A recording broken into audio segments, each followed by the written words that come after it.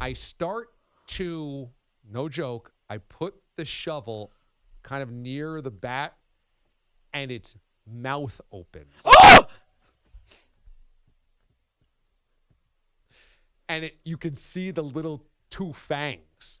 No. It's like, but it doesn't open its eyes. So I don't know if this is just that involuntary reaction of a dead animal. Right. So I'm like, what do I do here? It's not flying away. It's not dead, though. I can't pick it up. I mean, who knows what type of disease or something it might have, rabies, coronavirus, who knows? So I get a potted plant potter that has no plant in it, and I throw it on top of it so they can't get away. Mm-hmm. But don't you want it to get away? Well, I don't want it to fly in my face. It's on the deck. Oh, God. So I then try to get a piece of cardboard under it. I've done this. And try to trap the bat between the cardboard and the potter. Oh, man. But it's twitching a little bit. It's like it's vibrating a little bit. And I saw its teeth. So I'm really worried that as close as I can get, it's going to start flying around and yeah, I hear you. hit me in the face. Bite you. So I slowly get up on it, quietly get up on it, try to slide that thing right under it, and boom! Starts flopping! No, it didn't. I got that cardboard under it. I put the potter on it, and then I picked it up. But I have to balance my hand underneath, because if the cardboard goes one way, there's a hole, an opening, and maybe the bat's waiting to fly out. I wouldn't even want to just feel the bat on my skin. If like a dead bat were to fall out of your contraption across my arm, that'd be terrible. Terrible. So I have to quietly, delicately balance this all the way to like the backwoods property. You've seen my place. Yeah, that's a long walk. It's a long walk. That's Sean's exercise for a day. The entire How'd you walk. go that far? Well, what would you do, Mraz? Where would you put this dead bat? So bats give me the absolute willies. Absolutely. I wouldn't have even gotten the pot, I would have scooped it with the shovel. The fang would have scared me. I would have dropped the shovel, ran inside. Then I would have watched football inside all day. And then when I came home from work today and it was still sitting on the shovel, I would have took it and I would have catapulted and flung it onto my great lawn, not gone out there the rest of the fall, and hoped after snow, winter, and other animals pick at it, and I don't see it again until next spring. So you actually would not have dealt with it at all? Well, I mean, I would have dealt with it. I wouldn't have watched football outside. That would have been the end of it. I would have flung it onto my grass, and then whatever happens was, but could you imagine finding a dead bat at some point decomposing in your lawn?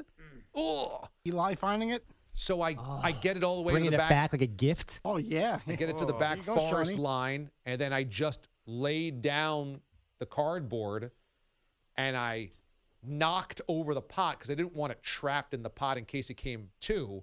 Knocked over the pot and started running, and it didn't move. So I don't know if it was dead, paralyzed, wounded, sleeping.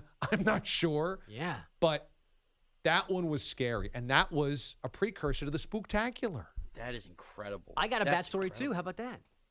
You got a bat story? Not as bad as yours, but during one of the Mets-Padres games, and in this just engineering feat of stupidity, the press facility at Citi Field is in 3 parts. So to go from one to the other, you have to actually go out into like a walkway that everybody can use, and then there's no security here. Like anyone, you want to call a Mets game, you buy a seat in section 309, you walk back, you go inside, and boom, you're in the booth right next to Gary Cohen and Keith Hernandez. But you got to go in and out and in and out and in and out. I'm leaving to go from one place to another, and there's people looking up at the bottom of the stairwell, and I look up, and there's this little brown ball of fur hanging upside down from one of the lights. And everyone's like, oh, that's a bat. And I'm like, yeah, that's a bat. And I do a quick little speed walk because I don't want the same thing as you. I don't need the bat waking up and come flying down while we're in this little tunnel. I think I went to get dinner. Eat my dinner, saw the dessert coordinator. 15 minutes go by, leave Brad Heller. I walk back through. I look up at the light first. No bat. Oh, no. I go to the security woman. Oh, the bat's gone. She goes, no. She's standing guard over the bat, which is now on the ground, dead. Oh. And I go, and clearly had been stepped on. And I go, somebody stomped it? And she goes, no. I'm like, I can read Nike in the squished bat's chest. Like, it must have fallen down, and maybe somebody, like, in a reactionary thing, just stomped it. So, yeah, not only the Mets lose to the Padres, but there was a bat homicide outside the press section. We thought the Mets lineup was the only one with dead bats. That's a good line. That is. That's a good line. That's your best. So this bat you think was dead and dropped? I don't know to if the somebody floor? came with it because they clearly didn't want it there.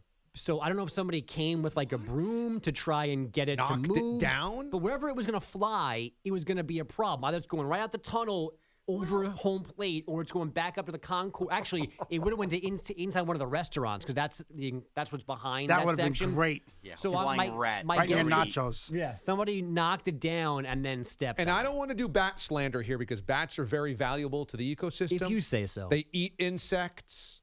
They Scare Sean. They do a lot of good stuff, okay? But they are really scary because they're flying mice. Well, And can't they make you like vampires like that too? and that's what I was going to say. Pick you up? I know this sounds crazy. There's something to the vampire thing. It almost feels like we might have a bit of an understanding. I like, don't think you're crazy. Tell us more. Well, I would just say this. Like, you even saw the fangs. I'm not suggesting that I know definitively vampires are real and like Twilight or Count Dracula or whatever these other vampires are. All I'm telling you is this. I think that there's an understanding between us and bats. And if you told me that Transylvania and all that stuff from Greek mythology was real with the bats. Greek mythology? Whatever mythology, all that stuff that goes back with the bats and the vampires, I would say maybe it's true, and maybe we just kind of have this, you leave us alone, we'll leave you alone. And Understanding. like you could in theory die from a rabies bite from a bat, but then come back as a bat and be a vampire. But it's just not the same as the vampires we see now. However, What would be different about modern day vampires? well, I just think that we have these movie vampires in our minds, right? Like it's Robin Pattinson running all over the place. Unless he was a wolf, right? Was he a wolf or a vampire? No, the that other was guy. Lautner. Yeah, the other guy was a wolf. Okay, whatever the case may be, I don't think it's the same thing as I said. I don't think aliens are little green people. I think they look like us. I think vampires might actually exist, but they are bats. Bats are vampires. Vampires are bats. But we're not getting bit and crazy because we've left them alone and they've understood to leave us alone. That being said, in closing, what I'm trying to tell you is vampires might be real, but if bats die that easily by falling on your deck and falling in Citi Field, well, how tough? What is you? What is you at all? They may not be tough at all, and therefore, what are we scared of them for becoming vampires on us? And in closing, this has been Mraz's Vampire TED Talk. So Wait, hold on. Wait, you go first. I'll go next. let's just say hypothetically that bat does come back to life and bites me yesterday, Mraz. Do you think I do the show today? And if I do, am I a vampire? Well, yeah, I think that you might be what I would like a vampire transition because you may not be dead. You may have went to the hospital, got a rabies shot, but I think you would be acting different. I do. I think that there are probably people on Earth that have been bit by vampires that end up acting different, and then when they eventually pass away, they reincarnate as bats and become actual vampires, but you're like a vampire in waiting. Okay, You're so just acting basically, weird the had I rest of your been life? bitten on the deck yesterday while watching Red Zone, today it would be transitioning into a vampire, and perhaps when I pass away, come back as a bat, would then bite other people to become vampires. Right, and it themselves. doesn't mean that you would have walked in with a cape today and the blood around your mouth. I understand what our image is of vampires. I'm trying to say take away from watching movies and get with reality here. There's like Please. I know this sounds crazy now, bogus. I can hear bogus laughing, but I think there's something real. That's everyone, not There's just something me. real about vampires that we've made cartoonish, where there's something there. D.A., can you please come in as a bat on Wednesday? Or a vampire, one of them, just to keep this thing going? I don't even think I'd have to dress up. I mean, if this happens, then I Well, could. if you tell me, why were you scared yesterday and grabbing a pot if you weren't thinking vampires? Well, I think any wild animal that you have to deal with that could bite, scratch, do something, especially one as unpredictable as a bird or a bat, is a little scary because it could just fly and do something to you. I mean, it'd be the same as if I'm moving a snake that I'm not necessarily convinced is dead, it could bite me. So that's the big thing. I wasn't necessarily concerned about becoming a vampire, but, I mean, the way that you put it, it makes logical sense. Yeah, again, you're bigger than the bat, so you shouldn't fear anything. But if it bites you, what are you scared of? You're scared of two things, death or vampires. But what if they're combined is what I'm telling you. If we have time, can we go back to the Treaty of Transylvania where the vampire leaders met with human leaders and worked out this agreement to leave each other alone for the most part? It's like animals that move out of the middle of the road. There's just unwritten rules. It's like pitching high and tight to a batter. I'm still stuck on Greek mythology. In Transylvania? Yeah. Whatever. It was in Europe, one of the European places did the vampire stuff.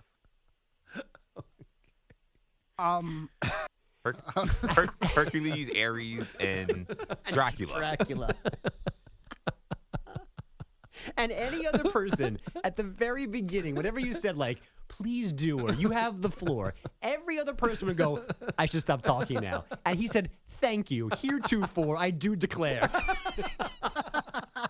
The sarcasm in that should have been a warning sign to quit while you're ahead. Instead, he started his thesis. Somewhere out there, you guys will have somewhere out there, listeners agreed with me. I'm just telling you. Again, if two people are also stupid, that doesn't make you not stupid. Transylvania? Oh, my God. Now, actually, there could be that animal you were hearing. That animal you were hearing in the drop ceiling could be a bat. If you really think about it. Oh, yeah, Mraz is drop ceiling. Yeah. No, that is true. That's not even a joke. Yeah, bats and roofs, like the crawl space. Yeah. Because I don't have an attic. I got a big, dead space. That freaks me out. What could be up there? Say that. What you heard, Mraz, it could have been a mouse. I think you said it was a mouse. It totally could have been, but it's plausible that's a bat because it's a high area. It's a crawl space. They get in through a vent. Yeah. Happens a lot. Was it nighttime? Yeah, was it dark or was it daytime? No, it was like 11 o'clock last night. Yeah, that's not that's a a deal. bat. That's a bat. Maybe that's why Mraz is sick. Maybe he's turning into a vampire/bat. It's in play. It's in play. But we once had a bat in our attic, and that was just scary because my dad had to go up in the attic and catch the bat and remove Did he the bat. really? And back when I was a kid. Did he have one of the big nets on a stick? How did he catch that bad boy? I forget. Probably a box. I forget how he did, but yeah. Had to call somebody. Bat in the attic. Oh, yeah. Some people got a call. Yeah. Yeah, Mraz, you might want to call an exterminator to get that bat out. Or Ghostbusters. I'm not sure which one. Say that.